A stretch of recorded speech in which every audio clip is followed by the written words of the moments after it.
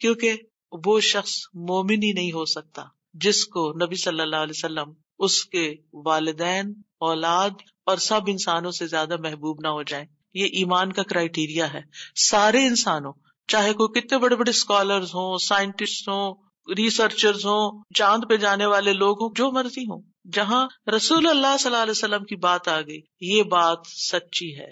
صدق اللہ و رسولہ، اللہ اور اس کے رسول نے سچ کہا ہے. صحیح اوتھینٹک حدیث سامنے آ گئی ہے، ایسا ہی کرنا چاہیے. ریسرچز کہتی ہیں شہد نہ کھایا جائے کیونکہ اس میں بہت سویٹنس ہے. نہیں، قرآن کہتا ہے کہ شہد میں شفا ہے. نبی صلی اللہ علیہ وسلم نے تجربہ کروایا تھا ایک شخص کو، وہ شہد سے پہلے بیمار ہوا تھا اور پھر اسی سے ہی وہ ٹھیک ہوا تھا جس کا پیٹ خراب ہوا تھا. ہمارا یقین ہے اگر شہد خالص ہے، شہد شہد ہے، کچھ اور نہیں، تو پھر اسی میں ہی شفا ہے. یہ ہو نہیں سکتا کہ جو بات قرآن کہہ دے اور جو بات نبی صلی اللہ علیہ وسلم کہہ دے پھر اس میں کوئی شک باقی رہے. کوئی شک نہیں. ہمیں اس شک کو دل سے نکالنا ہے. دو چیزیں ایمان میں خلل ڈالتی ہیں، شبہات اینڈ شہوات.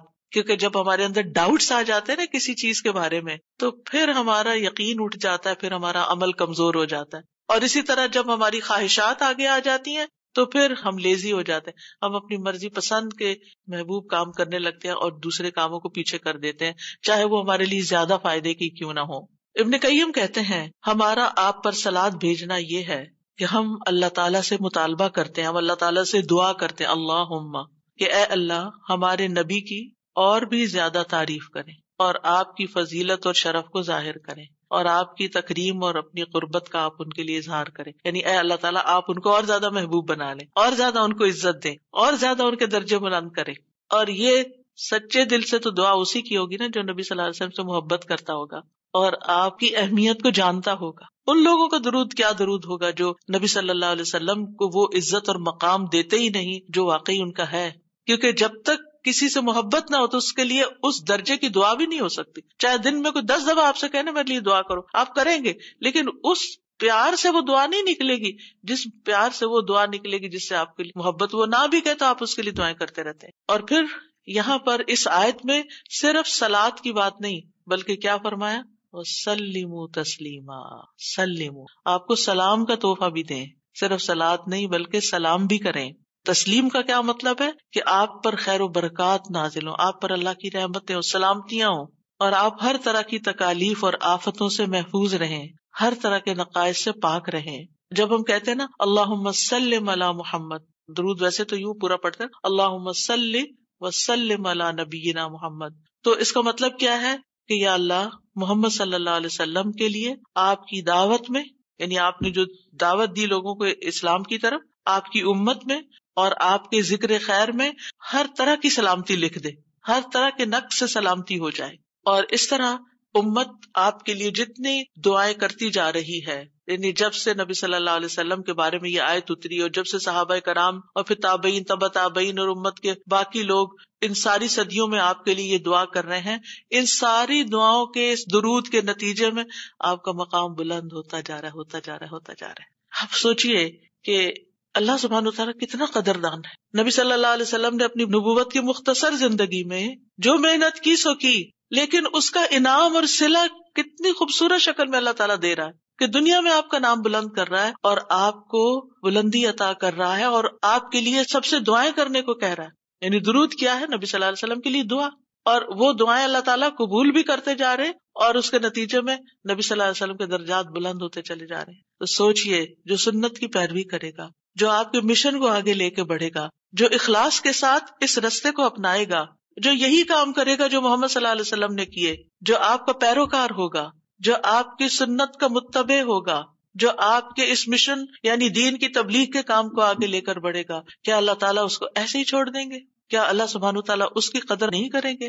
ہم سب انسان کسی نہ کسی طرح دنیا میں بلندی چاہتے ہیں، کوئی ڈگری کے ذریعے، کوئی مال کے ذریعے، کوئی کسی ذریعے دوسروں سے آگے نکلنا چاہتا ہے، بلند مرتبہ ہونا چاہتا ہے، لیکن اس راستے کو چھوڑ دیتے ہیں کیونکہ اس راستے کو بظاہر یوں لگتا ہے کہ اس سے کیا ملے گا ہمیں، اس سے کون سی بلندی مل جائے گی. اور اس طرح ہم نبی صلی اللہ علیہ وسلم کے طریقہ کار کو چھوڑ کر اور طریقوں کو اختیار کرنے لگتے ہیں. ہم سمجھتے ہیں شاید اس میں زیادہ خیر ہے یا اس سے ہمیں زیادہ بھلائی یا کوئی بڑائی مل جائے گی. نہیں، اصل بات یہ ہے کہ ہمیں جو عزت یہ دین دے سکتا ہے، جو مرتبوں کی بلندی جو اللہ کی رحمتیں، جو خیر اور لازوال نعمتیں جنہیں کبھی ختم نہیں ہونا، جو اس راستے سے مل سکتی ہیں، وہ دنیا میں کوئی اور راستہ ہے ہی نہیں ان سب نعمتوں کو پانے کا. پھر بھی ہم اپنے دین کو حقیر سمجھتے ہیں اور دین کی خدمت کو فارغ وقت کا کام سمجھتے ہیں اور پورے خوشی اور محبت اور خلوص کے ساتھ یہ کام نہیں کرنا چاہتے. ہمیں ضرورت رہتی ہے کہ کوئی اور آئے، دھکا سٹارٹ کرے اور پھر ہم آگے بڑھیں. کوئی ہمیں موٹیویٹ کرے تو پھر ہم کچھ کریں. ہم خود سے کچھ کرنے والے نہیں. ہم کس بات کے انتظار میں ہیں؟ اصل مشکل یہ کہ ہمارے یقین میں کمی ہے. تو اس یقین کو بڑھانے کی ضرورت ہے. تو اللہ سبحانہ وتعالی اپنے فرشتوں کے بعد ایمان والوں کو حکم دیتا ہے کہ اے مومنو، تم تو زیادہ حقدار ہو کہ نبی پر درود و سلام بھیجو، کیونکہ تمہیں ان کی رسالت سے جو برکتیں حاصل ہوئی ہیں، جو فیض حاصل ہوا ہے، وہ فرشتوں کو تو نہیں ہوا نا. فرشتے تو پہلے سے اللہ کی عبادت کرے. ہمیں عبادت کے طریقے کس نے سکھائے؟ محمد صلی اللہ علیہ وسلم نے سکھائے. آپ کی بدولت ہمیں یہ ساری نعمتیں ملی، تو ہمیں تو زیادہ پھر درود بھیجنا چاہیے. تو صلو علیہ وسلموا تسلیما. تو آپ کا حق اور آپ کی عزت اور آپ کی قدردانی صرف یہ نہیں کہ ہم آپ کی شان میں کوئی گستاخی نہ کریں یا کوئی گستاخی کرے تو اس کے پیچھے پڑ جائیں. آپ کا مقام اس سے زیادہ کا متقاضی کہ آپ پر درود و سلام بھیجا جائے. اور یہ قرآن سے بھی ثابت، اور یہ سنت سے بھی ثابت، اور یہ فرشتوں کا طریقہ بھی ثابت. اسی لیے آپ دیکھیں کہ نماز کے اندر درود پڑھنا واجب ہے. واجب ہے. اگر آپ نے اتحیات پڑھ کے سلام پھیر دیا، درود نہیں پڑھا، تو آپ کی نماز ناقص ہے. لیکن اگر آپ کو وضو ٹوٹ رہا ہے مثال کے طور پر، اور آپ سوچتے ہیں کہ اب اگر میں اس موقع پر میری نماز جاتی ہے تو میں کیا کروں گا، تو اگر آپ صرف اتنا بھی پڑھ دیتے ہیں نا، اللہم صلی وسلم علی نبینا محمد، اور سلام پھیر دیتے ہیں، نماز ہو جاتی ہے. تو یہ یعنی عام حالات میں بھی ہم درود پڑھ سکتے ہیں، اور نماز میں تو پڑھنا ہی پڑھنا ہے. اور پھر اذان کے بعد اور مختلف مواقع پر انشاءاللہ دیکھتے ہیں. شیخ سعدی کہتے ہیں آپ صلی اللہ علیہ وسلم پر درود بھیجنا اللہ سبحانہ تعالیٰ اور اس کے فرشتوں کی اقتدا ہے، اور جو حقوق ہم پہ عائد ہوتے ہیں اس کا بدلہ دینا بھی مقصود ہے. آپ کی محبت اور آپ کی تکریم کی علامت ہے. جو آپ سے جتنی محبت کرے گا اتنا ہی درود بھیجے گا. پھر یہ اجر و ثواب کے حصول کا ذریعہ بھی ہے. سبحان اللہ. یعنی جب کوئی انسان شکر گزار ہوتا ہے، قدردان ہوتا ہے، تو اللہ تعالیٰ اس کی کیسی قدردانی کرتے ہیں. درود ہم آپ پر پڑھتے ہیں، ثواب ہمیں مل رہا ہوتا ہے. کوئی احسان نہیں ہے کسی پر، آپ کو بھی ساتھ ہی فائدہ ہو گیا. اور پھر یہ ایمان کی علامت ہے، کیونکہ جو آپ سے محبت نہیں کرتا اس کا ایمان مکمل نہیں. اور پھر آپ کی توقیر جس کا حکم اللہ تعالیٰ نے دیا اس کی علامت بھی ہے. لِتُؤْمِنُوا بِاللَّهِ وَرَسُولِهِ وَتُعَزِّرُوهُ وَتُوَقِّرُوهُ وَتُسَبِّحُوهُ بُكْرَةً وَأَصِيلًا. تاکہ تم اللہ اور اس کے رسول پر ایمان لاؤ اور اس کی مدد کرو اور اس کی تعظیم کرو اور دن کے شروع اور آخر میں تسبیح کرو.